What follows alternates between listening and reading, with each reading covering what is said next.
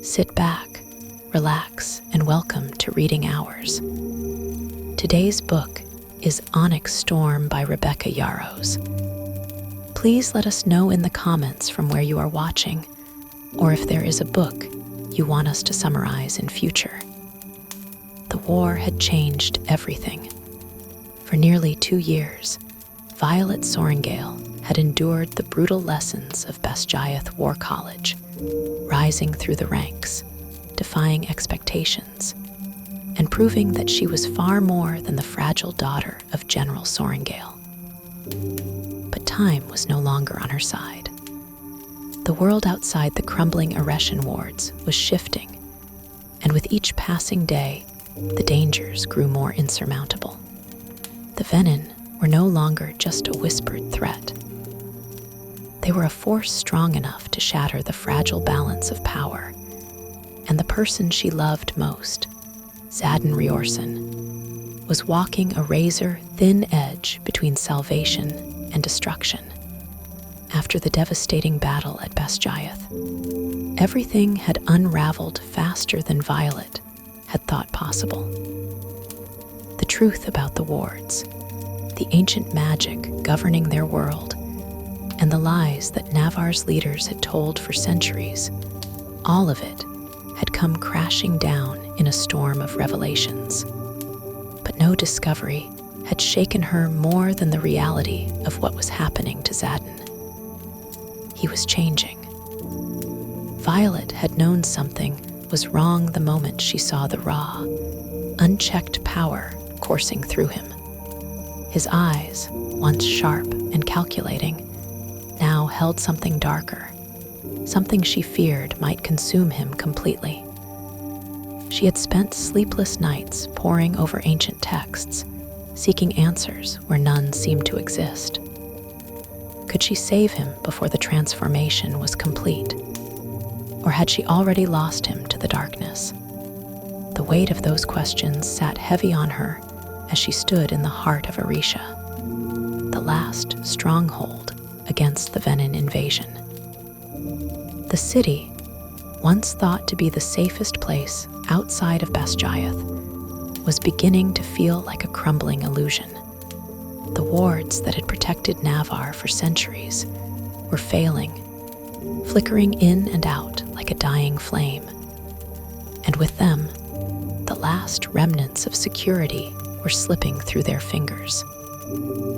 It was only a matter of time before the Venin realized just how vulnerable they were. Tairn's deep voice rumbled through her mind, steady and commanding. You cannot dwell on what is already set in motion. Move forward, little one. She exhaled sharply. As always, her dragon's wisdom cut straight through her turmoil. She wanted to believe there was a way to change what was happening, a way to stop the inevitable. But the truth was, she wasn't sure how much of this battle was hers to fight. Still, she refused to give up, not on Zadin, not on their world. General Melgren's latest orders had sent shockwaves through their ranks. He had assembled a select group of riders, including Violet, with a single impossible mission: find the 7th breed of dragons. The Irids, whispered about in legends, were rumored to be the key to understanding the ancient magic that governed their world. If there was any hope of stopping the Venin and saving Zadin, it lay in the knowledge these dragons possessed. The problem: the Irids hadn't been seen in centuries. The expedition would take them far beyond the borders of Navarre, into lands untouched by the kingdom's rule. It was dangerous, reckless even, but Violet knew there was no other choice. If they stayed, they would die. If they left, they might have a chance, however slim, at survival. Her squad gathered in the central war room, the tension in the air thick enough to cut. Sloane, her sharp-eyed strategist, had been poring over maps, tracing potential routes through enemy territory. Rhiannon stood beside her, arms crossed, her jaw tight with unspoken worry. And Dane, ever the soldier, paced restlessly, glancing between them with an expression Violet had come to recognize as barely contained frustration. "This is suicide," he muttered, shaking his head. "Even if we find these dragons, how do we know they'll help us? Hell, how do we even know they still exist?" Rhiannon shot him a look. "Do you have a better idea?" He didn't answer. Violet folded her arms. "We don't have the luxury of waiting for a better plan. If we don't act now, there won't be a war left to fight." Dane's jaw tightened, but he said nothing more. The truth was, she understood his hesitation. None of them wanted to walk blindly into the unknown, but the reality of their situation left them no other options. The Venin were growing stronger, their numbers swelling, and if the wards failed completely, nothing would stop them from consuming everything in their path. Her thoughts drifted back to Xaden. He hadn't spoken much since the battle, hadn't let anyone see how much the magic was changing him. But she saw it, the way he avoided eye contact, the way his hands clenched into fists when he thought no one was looking. She saw the way his shadows moved differently now, less controlled, almost hungry. And she felt the distance growing between them. Tairn's voice was quieter this time. "He is still in there, Violet. Do not forget that." She nodded once, gripping the hilt of her dagger as if the motion could steady her thoughts. They had a long journey ahead of them. By the time night fell, their supplies were packed, their weapons sharpened, and their dragons ready to fly. Violet stood at the edge of the city, staring out into the endless darkness beyond the walls. The lands stretched far, unfamiliar and dangerous, filled with enemies that would sooner kill them than offer aid. But they had no choice. She turned to Xaden, meeting his gaze beneath the glow of the torches. His expression was unreadable, but there was something in his eyes, something fleeting, something she wasn't sure she wanted to name. "Are you ready for this?" she asked softly. He didn't answer right away. Instead, he stepped closer, his presence solid and familiar despite everything that had changed between them. "I should be asking you that," her lips pressed together. "I'll be ready when you are." A ghost of a smirk touched his lips, but it didn't quite reach his eyes. "Then let's go." With that, they mounted their dragons, the powerful beasts unfurling their wings as the night swallowed them whole. Ahead of them lay uncertainty, danger, and the possibility of losing everything. But Violet wasn't ready to let go, not of Xaden, not of their world. She would fight, no matter the cost, even if it meant facing the storm head-on. Violet Sorrengail knew that stepping into her second year at Basgiath War College would be brutal. But as she stood in the training yard, feeling the bite of the early morning cold, she realized just how unprepared she truly was for what lay ahead. The first-year trials had been deadly, pushing her beyond her limits, but they had also been predictable. She had known the threats, had seen the dangers coming. This was different. The second-year cadets were no longer just fighting to survive. They were expected to dominate.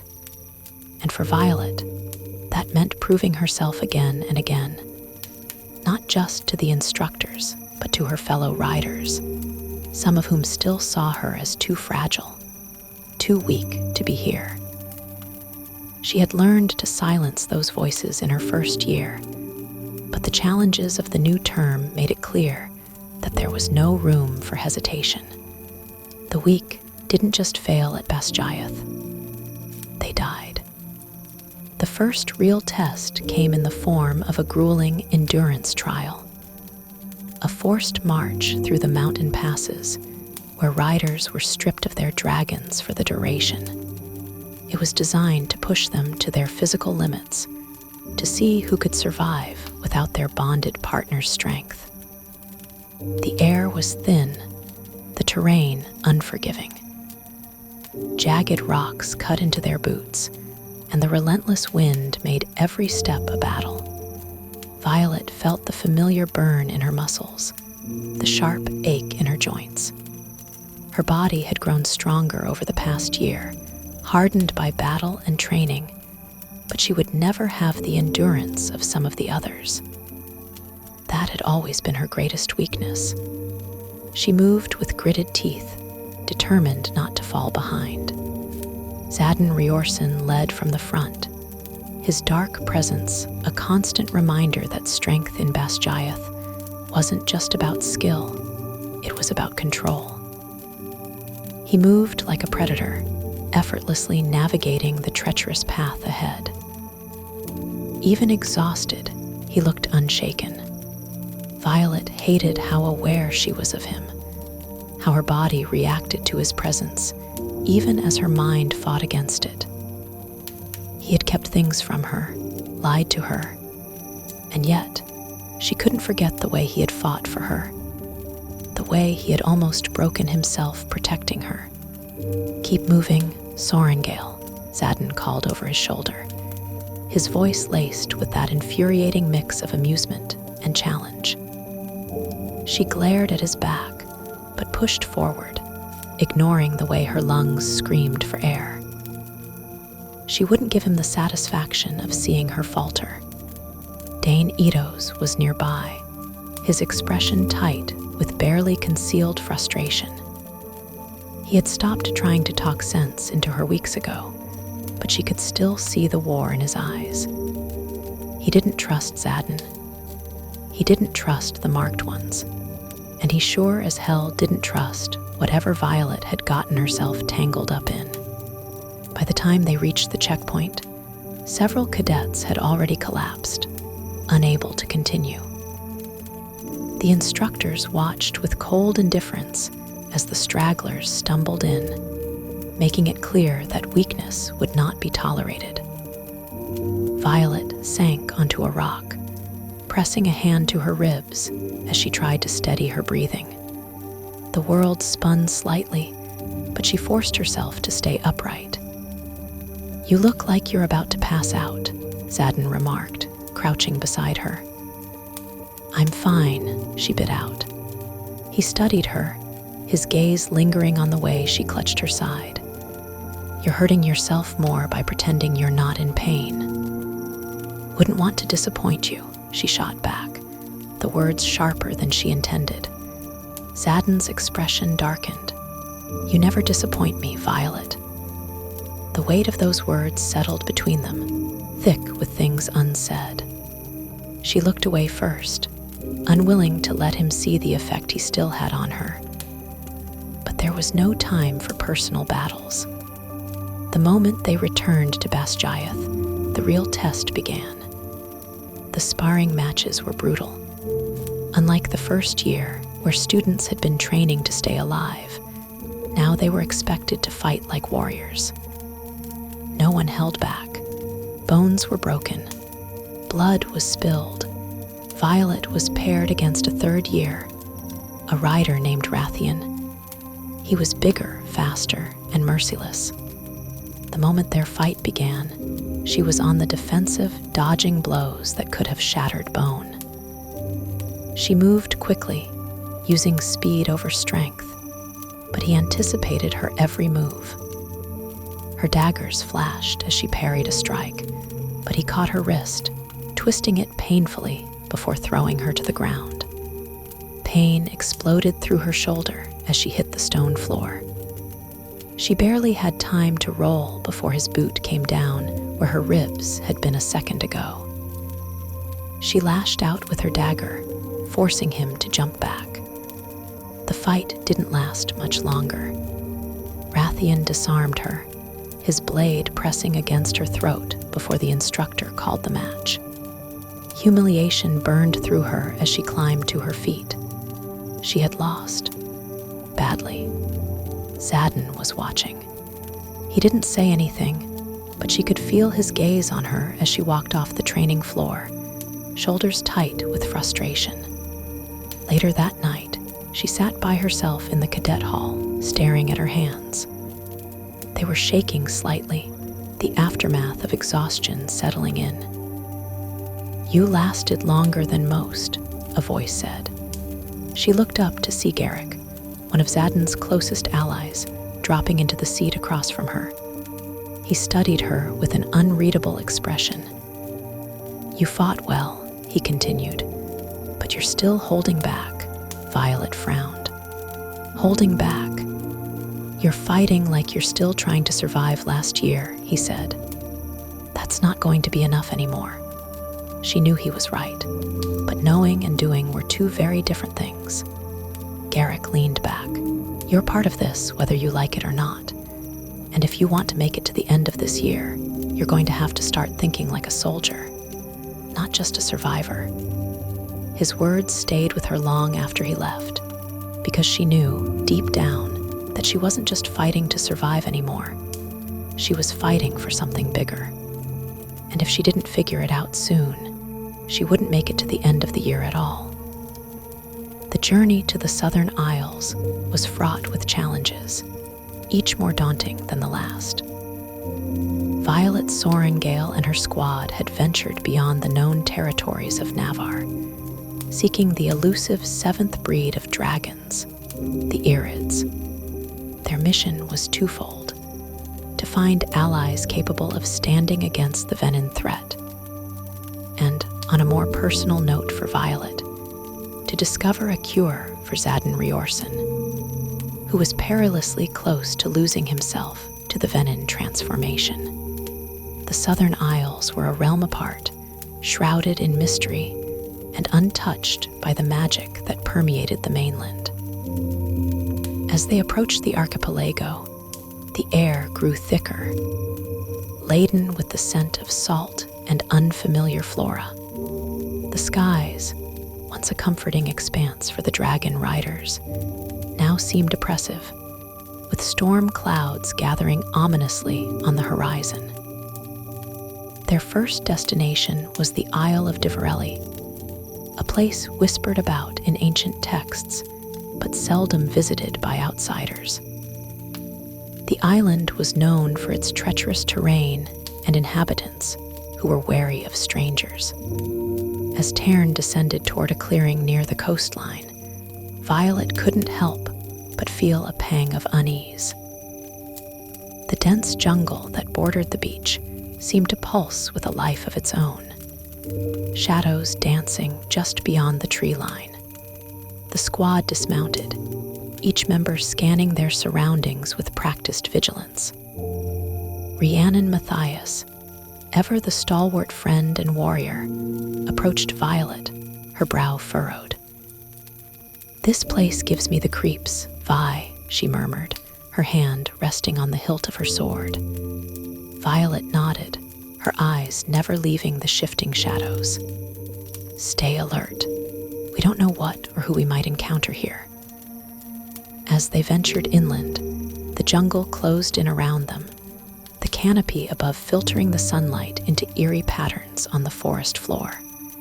The calls of unfamiliar creatures echoed in the distance, and every rustle of leaves set the squad on edge. After hours of navigating the labyrinthine paths, they emerged into a clearing where a modest settlement lay nestled against the backdrop of towering cliffs. The inhabitants, tall and adorned with intricate tattoos that told tales of their lineage, regarded the newcomers with a mixture of curiosity and suspicion. An elder stepped forward, his eyes sharp and assessing. "Travelers from the north, state your purpose." Violet stepped forward, inclining her head respectfully. "We seek knowledge of the Irids and hope to find allies in our fight against a great evil threatening all lands." The elder's gaze lingered on her for a moment before he spoke. "The Irids are not mere legends here. They are revered beings, and their secrets are not easily shared. Before Violet could respond, a commotion arose from the edge of the clearing. A group of villagers dragged forth a man, his clothes tattered and eyes wild with fear. "He was caught stealing from the sacred grove," one of the villagers exclaimed. The elder's expression hardened. "Such a crime is punishable by death." Violet's heart raced. She recognized the man. It was Garrett, a member of their extended network who had been sent ahead to gather information. "Please, let me speak on his behalf," she implored. The elder regarded her silently before nodding. "Speak." Violet approached Garrett, her voice low. "What happened?" Garrett's eyes darted nervously. "I was trying to find information about the Irids. I didn't mean to offend." Turning back to the elder, Violet took a deep breath. "He acted out of desperation to aid our cause. I ask for leniency." The elder's gaze was inscrutable. "The laws of Differelli are not easily bent. However, if you and your companions undertake a task for our people, we may reconsider his fate." "What is the task?" Violet inquired. "There is a cavern deep within the cliffs," the elder began. "It is said to house ancient relics of the Irids. Retrieve one and bring it to us." The squad exchanged wary glances. The task reeked of danger, but they had little choice. "We accept," Violet declared. The path to the cavern was treacherous, winding through narrow ledges and slippery rocks. As they delved deeper, the air grew colder, and an unsettling silence enveloped them. Inside the cavern, bioluminescent fungi cast an eerie glow, illuminating ancient carvings on the walls depicting dragons with shimmering scales, undoubtedly the Irids. At the heart of the cavern lay a pedestal, upon which rested a crystalline orb pulsating with a soft light. "That must be it," Dane whispered. As Violet reached out to grasp the orb, a low growl resonated through the chamber. From the shadows emerged a massive creature, its scales reflecting the faint light. "An Irid," Rhiannon breathed, awe and fear mingling in her voice. The Irid's eyes bore into Violet's, and a voice echoed in her mind. The cavern's atmosphere was thick with tension as Violet Sorrengail stood face to face with the Irid dragon. Its scales shimmered with an ethereal light, casting dancing reflections on the cavern walls. The creature's eyes, deep pools of ancient wisdom, bore into hers, and a voice resonated within her mind, clear and commanding. "Why have you come to this sacred place, child of Navarre?" Violet swallowed hard, steadying herself. She had faced numerous challenges, but communicating directly with an Irid was unprecedented. Drawing upon her inner resolve, she responded mentally, hoping the dragon would understand. "Great One, we seek knowledge and aid. Our lands are threatened by the venom, and we believe the Irids hold the key to stopping them." The Irid's gaze remained unyielding. "The venom are a blight, a consequence of mortals' insatiable hunger for power.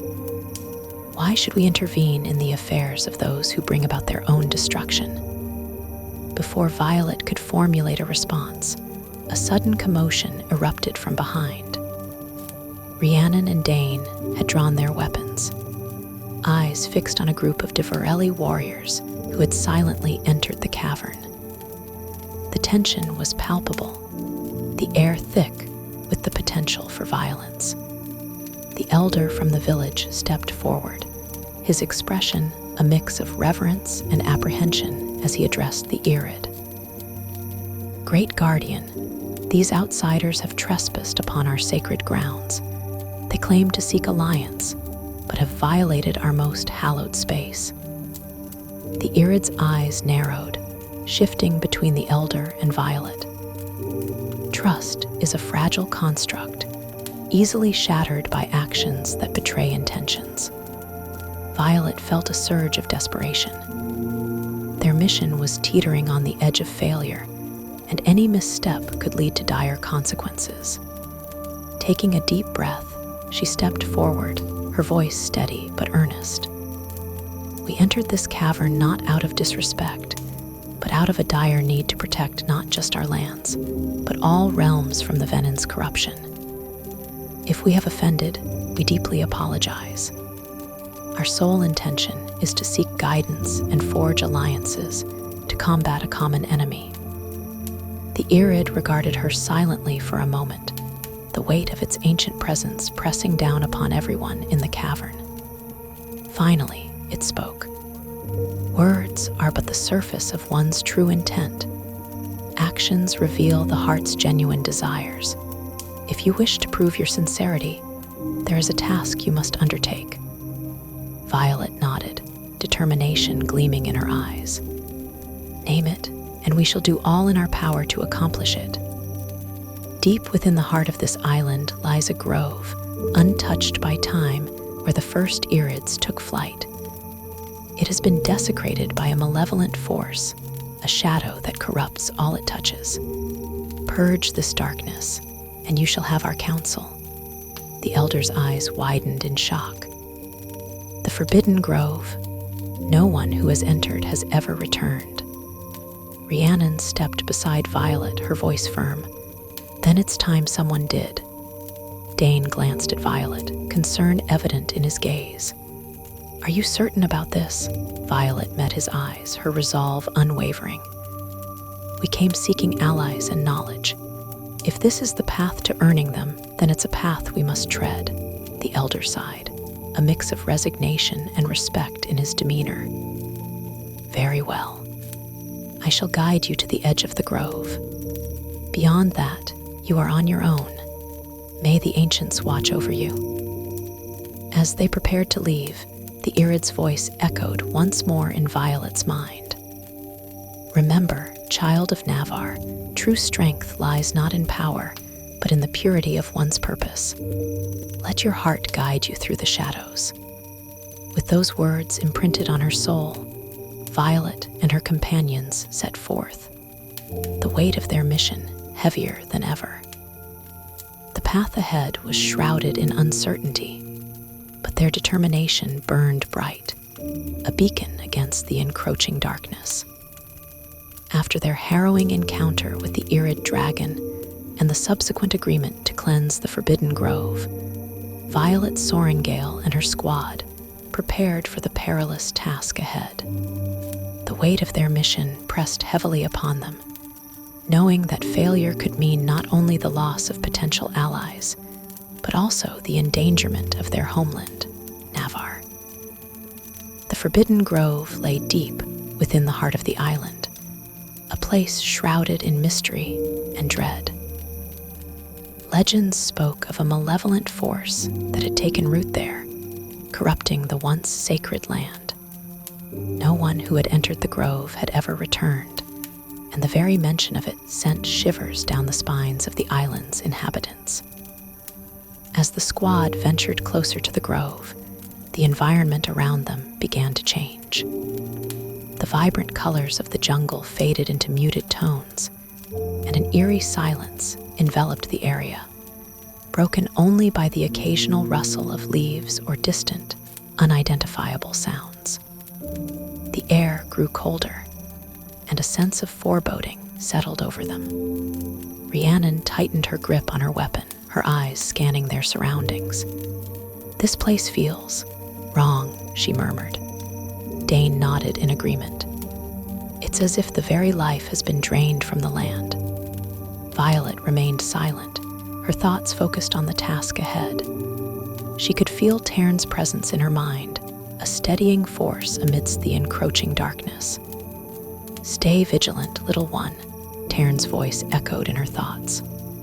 The corruption here is potent. Trust in your instincts and in your bond with us. As they reached the edge of the grove, the trees twisted into grotesque shapes, their branches gnarled and devoid of leaves. A thick, unnatural mist clung to the ground, obscuring their path. This is it, Violet said, her voice barely above a whisper. Remember, our primary objective is to identify the source of the corruption and eliminate it. Stay close and watch each other's backs. The squad nodded in unison, determination etched on their faces. They stepped into the grove, the mist swirling around their ankles as they advanced cautiously. The deeper they went, the more oppressive the atmosphere became. The path narrowed, forcing them to move in a single file. Strange whispers seemed to emanate from the shadows, unintelligible but filled with malice. Suddenly, a figure emerged from the mist ahead, a woman, her form translucent and eyes hollow. She reached out a hand, her mouth moving as if to speak, but no sound came forth. Rhiannon raised her weapon defensively. What is that? A spirit, perhaps, Dane speculated, or an illusion meant to deter intruders. Violet stepped forward cautiously. We mean you no harm. Can you understand us?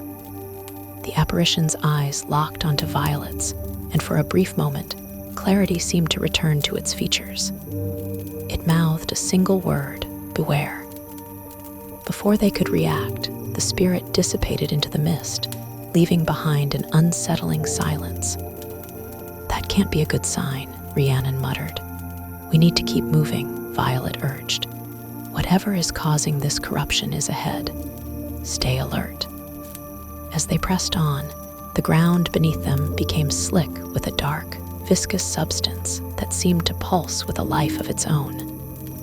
The trees around them appeared to breathe, their trunks expanding and contracting rhythmically. This place is alive, Dane observed, a note of unease in his voice. Or something within it is, Violet replied grimly. They finally entered a clearing at the heart of the grove. At its center stood an ancient stone altar, covered in the same dark substance that coated the ground. Above it hovered a swirling mass of shadows, emanating a palpable sense of malevolence. That must be the source of the corruption, Rhiannon said, her voice tense. Violet nodded. We need to destroy it. As they approached the altar, the shadows coalesced into a towering figure, its form shifting and amorphous. It let out a guttural growl, the sound reverberating through the grove. Prepare yourselves, Violet shouted, drawing her weapon. The creature lunged at them with blinding speed. Rhiannon and Dane moved to flank it, their weapons slicing through the air. Violet focused her energy, calling upon her bond with Tairn to channel a bolt of lightning at the entity. The lightning struck the creature, causing it to shriek in pain, but it quickly recovered, its form regenerating. It's not enough, Dane yelled. We need more power. Violet gritted her teeth, pushing herself to channel more energy. She could feel Tairn's strength flowing through her, but it was taking a toll. The forbidden grove loomed ahead, its dense canopy casting ominous shadows that danced with the whispers of ancient secrets. Violet Sorrengail and her squad stood at its edge, the weight of their mission pressing heavily upon them. The task was clear: cleanse the grove of the malevolent force that had corrupted it, thereby proving their worth to the Irid dragon and securing a potential alliance against the Venom threat. As they ventured deeper into the grove, the air grew thick with an oppressive energy. The once vibrant flora now appeared twisted and decayed, and the haunting silence was occasionally broken by distant, unidentifiable sounds. The path was treacherous, with gnarled roots threatening to trip them and thorny vines reaching out like grasping fingers. Rhiannon Matthias, ever vigilant, scanned their surroundings, her hand never straying far from her weapon. This place feels wrong, she murmured, her voice barely above a whisper. Dane Etos nodded in agreement. It's as if the very essence of this grove has been tainted. We must remain on guard. Violet led the way, her senses heightened. She could feel the malevolent energy pulsing around them, a constant reminder of the corruption they sought to eradicate. Her thoughts briefly drifted to Zadin Riorson, the man she was determined to save from a similar darkness. This mission was not just about securing an alliance, it was personal. As they pressed on, the path narrowed, leading them to a clearing bathed in an eerie, unnatural light. At its center stood a massive, ancient tree, its once majestic form now twisted and blackened. Dark tendrils of energy emanated from its base, seeping into the surrounding earth. This must be the source of the corruption, Violet observed, her voice steady despite the unease gnawing at her. Riddoch Gamlin, attempting to lighten the mood, quipped, "Well, it's not exactly the welcoming committee I was hoping for." Sloane Mary shot him a stern look. "Focus, Riddoch. This is serious." Dane stepped forward, examining the dark energy. "We need to find a way to purify this." "But how?" Violet closed her eyes, reaching out with her senses. She felt the familiar hum of her bond with Tern and Anderna, drawing strength from them. An idea began to form. The Irid spoke of the purity of one's purpose, she recalled. Perhaps if we channel our combined energies, focusing on our intent to cleanse this place, we can drive out the corruption. Rhiannon nodded. "It's worth a try." The squad formed a circle around the tree, each member focusing their energy. Violet took a deep breath, feeling the power within her surge. She extended her hands toward the tree, and the others followed suit. As they concentrated, a soft, radiant light began to emanate from their joined hands, pushing back against the darkness. The dark tendrils recoiled, and the tree shuddered as if in pain. Suddenly, a piercing scream echoed through the grove, and a shadowy figure emerged from the tree, its form shifting and amorphous. The malevolent entity responsible for the corruption had revealed itself. "Stand firm," Violet commanded. "Don't let it break our circle." The entity lashed out, but their combined energy formed a protective barrier. With a final, unified effort, they channeled their power toward the creature. The radiant light intensified, engulfing the shadowy form. With a final, agonized wail, the entity dissipated into nothingness. The oppressive energy lifted, and the grove seemed to breathe a sigh of relief. The ancient tree, though scarred, began to show signs of renewal, its bark lightening and new leaves sprouting. Exhausted but triumphant, the squad collapsed to the ground, catching their breath. "We did it," Riddoch said, a grin spreading across his face. Sloane managed a tired smile. "Indeed, the grove is cleansed." Violet felt a sense of accomplishment, but she knew their journey was far from over. They had proven themselves to the Irid, but the larger battle against the Venin awaited. As they made their way back to the village, the atmosphere was noticeably lighter. The villagers greeted them with a newfound respect, and the elder approached them with a nod of approval. "You have done what many believed impossible," he said. "The grove is cleansed, and the balance is restored."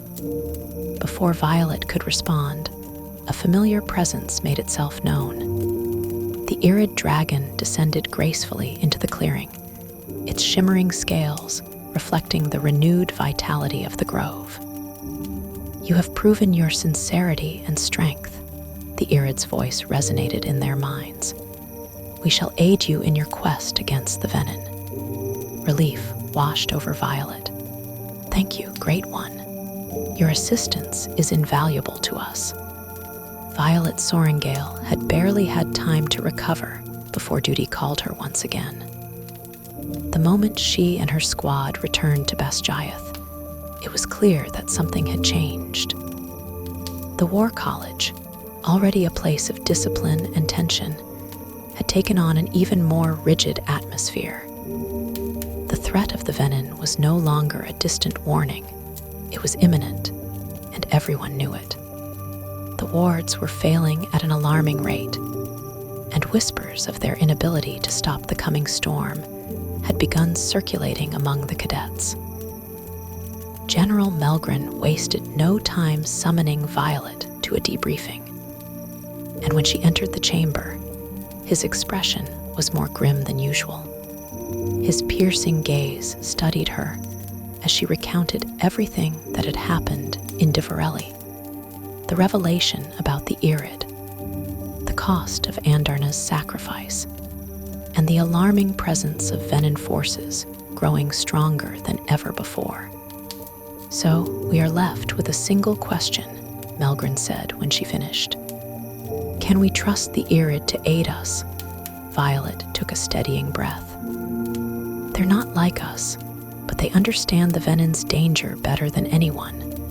They've fought them longer than we have. If we give them reason to stand with us, they will." Melgren was silent for a long moment before he finally nodded. "Very well. We need every advantage we can get." That was when he delivered the real reason for calling her in. "We've located a Venin stronghold on the eastern border," he said. "We believe they're preparing for something, but we don't know what. Your squad will infiltrate, gather intelligence, and if necessary, eliminate any key threats. You leave at dawn."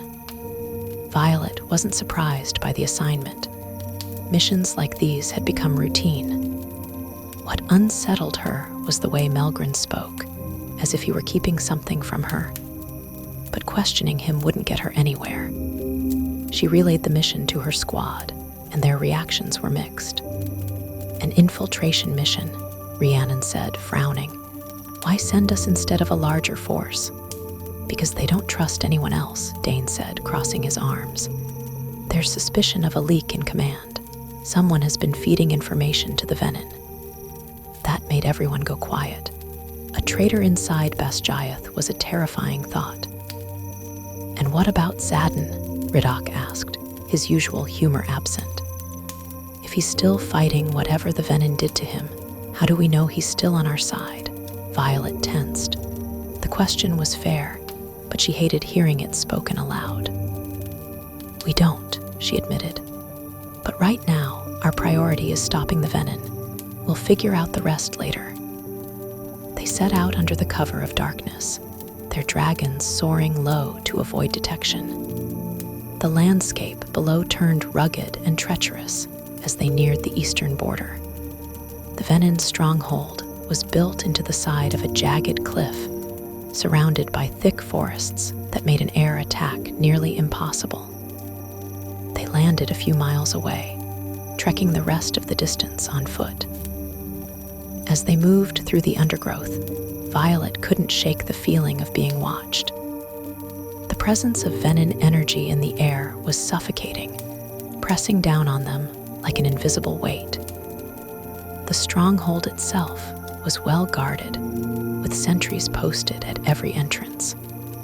Their eyes glowed with the eerie, unnatural light that marked Venin corruption.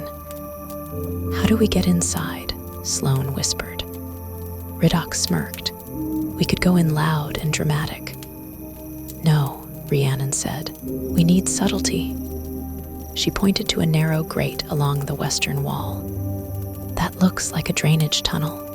It might be our way in." The tunnel was cramped, but they squeezed through one by one, emerging into a series of winding stone corridors. The deeper they went, the stronger the oppressive energy became. Then they heard the chanting. They followed the sound, peering into a massive underground chamber where a group of Venins stood around a pulsating crystal, its dark energy crackling through the air. "What the hell is that?" Riddoch whispered. "A power source," Violet said grimly. "If they're channeling magic into it, they're planning something big." "We need to destroy it," Dane said. "Agreed," Violet said. "But we need to be smart about it. If we just charge in, they'll overwhelm us." Sloane nodded toward a series of elevated platforms above. "We take the high ground. If we can get in position, we might be able to disrupt their ritual before they realize what's happening." The squad split up, moving silently into position. Violet gripped her dagger, waiting for the right moment. The Venon's chanting reached a fever pitch, and the crystal glowed even brighter. Then, without hesitation, Violet struck. The battle erupted into chaos as her dagger found its mark, slicing through the arm of one of the Venon leaders. The crystal flickered as the energy wavered. Dane and Rhiannon followed suit, launching attacks from above. Sloane's arrows flew, taking down 2 Venon before they could react. The Venon retaliated with dark magic, but Violet's squad fought with precision. The battle was brutal, and the air burned with raw energy. Violet reached the crystal, raising her sword. With all her strength, she brought it down. The crystal shattered. A shockwave of energy blasted through the chamber, sending the remaining Venon stumbling. Their magic flickered, their power source severed. One by one, they fell. Breathing hard, Violet surveyed the battlefield. The chamber was in ruins, but they had won. For now. After the intense confrontation at the Venon stronghold, Violet Sorrengail and her squad returned to Basgiath War College, their minds burdened with the weight of their recent experiences. The destruction of the Venon's crystal had dealt a significant blow to their enemies, but it had also unveiled the escalating threat they posed. The realization that the Venon were organizing more sophisticated operations sent ripples of unease through the ranks of the Riders' Quadrant. In the days that followed, the atmosphere at Basgiath grew increasingly tense. The cadets, once focused solely on their rigorous training regimens, now found themselves grappling with the looming reality of war. The halls buzzed with hushed conversations about the Venon's growing audacity and the implications of their strengthened forces. Trust became a rare commodity, as whispers of potential spies within their midst spread like wildfire. General Melgren, recognizing the gravity of the situation, convened a council of senior riders and strategists to assess their current standing and devise a plan of action. Violet, due to her first-hand experience and recent successes, was summoned to provide her insights. The Venon are no longer operating in the shadows, Violet began, addressing the assembly. Their recent activities indicate a shift towards more coordinated and aggressive tactics. Colonel Edos, his expression stern, leaned forward. Do we have any intelligence on their next move? Violet shook her head. Not concrete plans, but their increased activity near the eastern borders suggests they're probing our defenses, possibly preparing for a larger offensive. General Melgren nodded thoughtfully. We need to bolster our defenses and gather more intelligence. As the meeting progressed, discussions shifted to potential strategies, the need for alliances, and the importance of fortifying their positions. The weight of leadership pressed heavily upon them all, but there was a shared resolve to protect their homeland. Later that evening, as the sun dipped below the horizon, casting a golden hue over the academy, Violet found herself seeking solace in the quiet corners of the library. The vast collection of ancient texts and scrolls had always been a refuge for her, a place where she could lose herself in knowledge and momentarily escape the burdens of her reality. As she perused the shelves, her fingers trailing over the spines of countless volumes, she stumbled upon an old, leather-bound tome that seemed out of place. Curiosity piqued. She carefully pulled it from the shelf and opened it, revealing pages filled with intricate diagrams and writings in a language she didn't immediately recognize. Intrigued, she settled into a nearby alcove, the dim light casting shadows over the aged parchment. As she delved deeper into the text, she realized it contained detailed accounts of ancient battles, strategies employed against formidable foes, and, most notably, references to a mysterious artifact known as the Ethereal Keystone. The Ethereal Keystone, she murmured to herself, her mind racing. Could this be a weapon against the Venin? The text suggested that the keystone possessed the ability to amplify or nullify magical energies, a tool that could potentially tip the scales in their favor. However, its exact location remained a mystery, with only cryptic clues hinting at its whereabouts. Determined to uncover more, Violet spent hours cross-referencing the tome's clues with other historical records and maps. As dawn approached, she had pieced together a potential lead, a forgotten temple nestled deep within the uncharted territories beyond Navarre's borders. Realizing the significance of her discovery, Violet knew she couldn't undertake this quest alone. She needed the support and expertise of her squad. With a renewed sense of purpose, she sought them out, sharing her findings and the potential importance of the Ethereal Keystone. If this keystone is real, Rhiannon mused, it could be the key to turning the tide against the Venin. Dane nodded in agreement. But venturing into uncharted territories is risky. We don't know what dangers lie ahead. True, Violet conceded. But if there's a chance to gain an advantage, we have to take it. After a brief deliberation, the squad reached a consensus. They would embark on this new mission, seeking the Ethereal Keystone in hopes of harnessing its power against the Venin. With preparations underway, they steeled themselves for the journey ahead, aware that the path would be fraught with peril, but driven by the hope of securing a future free from the Venin's shadow. The journey to the uncharted territories beyond Navarre had tested Violet Sorrengail and her squad in ways they had never anticipated. Their quest to find the elusive Ethereal Keystone, a relic believed to possess the power to amplify or nullify magical energies, had led them through treacherous landscapes and into the heart of ancient mysteries. Now, standing before the entrance of a long-forgotten temple, deep within the uncharted territories, they prepared to face the unknown.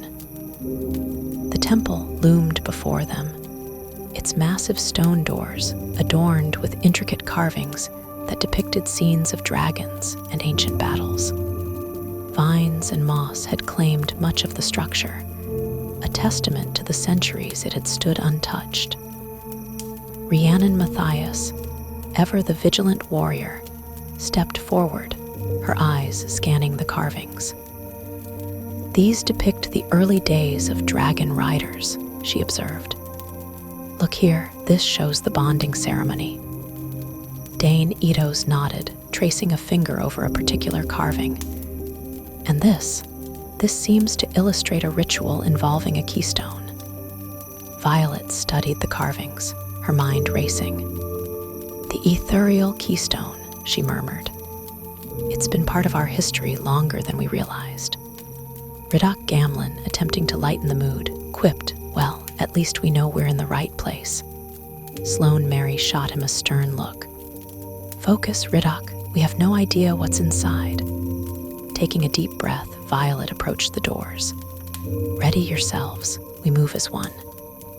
With a concerted effort, they pushed the heavy doors open, revealing a vast chamber bathed in an eerie, ethereal light. The air was thick with the scent of ancient incense, and the walls were lined with towering statues of dragons, their eyes seeming to follow the intruders. At the center of the chamber stood a pedestal, upon which rested a crystalline orb pulsating with a soft, mesmerizing glow. The Ethereal Keystone, Dane whispered, awe evident in his voice. As they approached, a low hum resonated through the chamber, and the temperature seemed to drop. Shadows danced along the walls, and a palpable sense of foreboding settled over the group. Suddenly, a voice echoed through the chamber, ancient and resonant. "Who dares to disturb the sanctity of this temple?" The squad tensed, weapons at the ready. From the shadows emerged a figure draped in tattered robes, their face obscured by a hood. "State your purpose, intruders." Violet stepped forward, her voice steady. "We seek the ethereal keystone to aid in our battle against the venom. Our lands are under threat, and we believe this relic can help us restore balance." The figure regarded them silently before speaking. "Many have sought the keystone, but few have proven worthy. To claim it, you must first demonstrate your purity of intent and strength of heart." Rhiannon tightened her grip on her weapon. "And how do we do that?" The figure gestured to the surrounding statues. "Each of you must face a trial, one that will test the very core of your being. Only then will the keystone reveal itself to you." Dane exchanged a glance with Violet. "We don't have time for this. The venom are growing stronger by the day." The figure's voice hardened. "Time is irrelevant within these walls. To wield the power of the keystone without proving your worth would bring about your destruction." Violet nodded, understanding the gravity of the situation.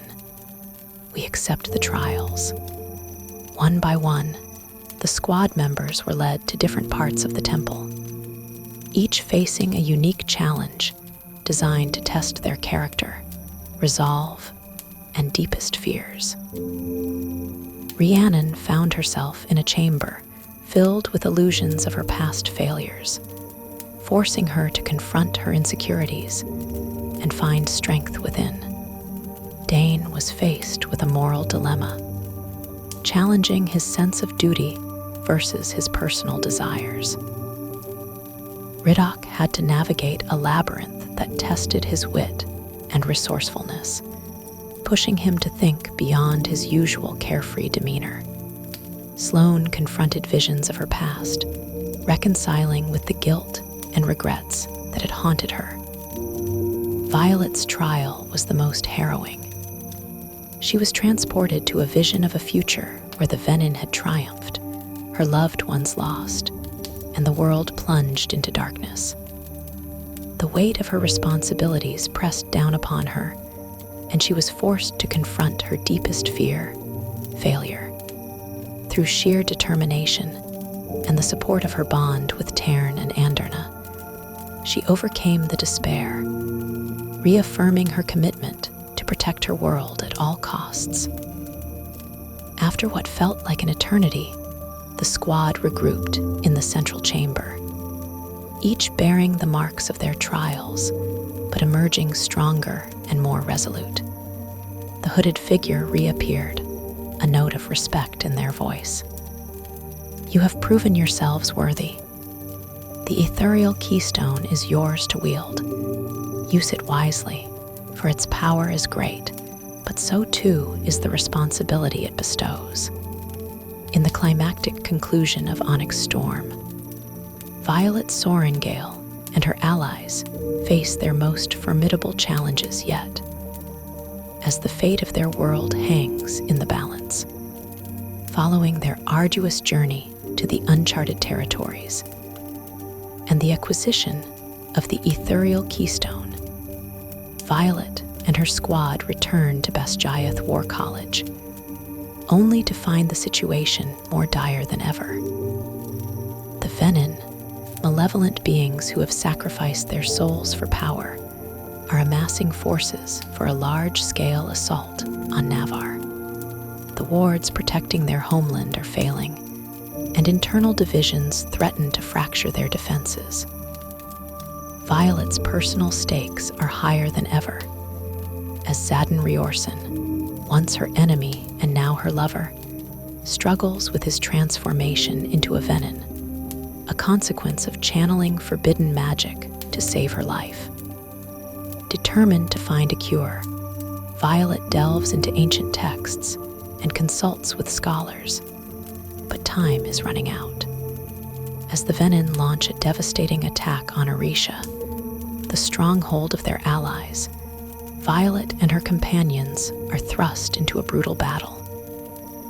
The Venin, led by the formidable Maven Theophany, wield dark magic with lethal precision, overwhelming the defenders. In the midst of the chaos, Violet discovers that her second signet power is dream walking, the ability to enter and influence the dreams of others. This revelation provides a glimmer of hope as she realizes she can reach Xaden's subconscious and guide him back from the brink of complete Venin corruption. Risking everything, Violet enters Xaden's dreams, confronting the darkness consuming him. Through sheer will and the strength of their bond, she helps him reclaim his humanity, though the struggle leaves them both physically and emotionally drained. Meanwhile, the battle rages on. The ethereal keystone, a relic believed to amplify or nullify magical energies, becomes the focal point of the conflict. Violet and her allies devise a daring plan to use the keystone to disrupt the Venin's power and turn the tide of the battle. In a desperate gambit, they infiltrate the Venin's stronghold, facing insurmountable odds. The keystone's activation requires a tremendous sacrifice, and Violet prepares to lay down her life to save her people. However, Xaden intervenes, insisting that he be the one to make the ultimate sacrifice, seeking redemption for his past actions. As the keystone activates, a massive surge of energy engulfs the battlefield, neutralizing the Venin's dark magic and disintegrating their forces. The victory comes at a great cost, as Xaden is consumed by the keystone's power, leaving Violet devastated by the loss of her beloved. In the aftermath, the survivors mourn their fallen comrades and begin the arduous task of rebuilding. Violet, now hailed as a hero, grapples with her grief and the heavy burden of leadership. The alliances forged during their journey hold, and a newfound sense of unity emerges among the disparate factions. As the dust settles, a glimmer of hope remains. Hints of Xaden's presence linger, suggesting that his sacrifice may not have been in vain, and that his essence endures within the keystone. Violet vows to uncover the truth, and if possible, bring him back, setting the stage for future adventures and challenges in the ongoing struggle to protect their world. Onyx Storm delivers a powerful and emotional climax, weaving together themes of love, sacrifice, and the enduring fight against darkness. The characters' growth and the intricate plot developments culminate in a satisfying yet bittersweet conclusion, leaving readers eager for the next installment in Rebecca Yarros' captivating Empyrean series.